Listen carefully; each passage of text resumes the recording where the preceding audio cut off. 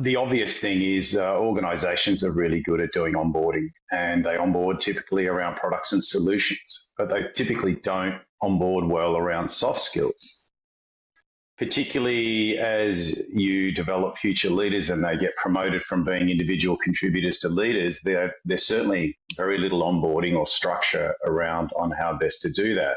One of the biggest challenges is great salespeople don't necessarily make great sales leaders. It doesn't mean they can't, but if they're not well equipped, then they're likely not to succeed. So as I started bringing on individual contributors and developing them as sales leaders, I needed an easy framework in which I could share, my experiences, but also help them focus on what their core priorities were.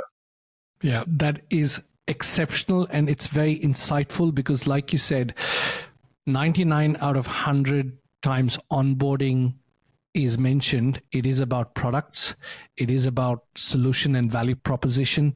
It is not about how do you get this person to operate at the next level in this role. So thank you. Tell me a little bit more about the 4 sales leader personas.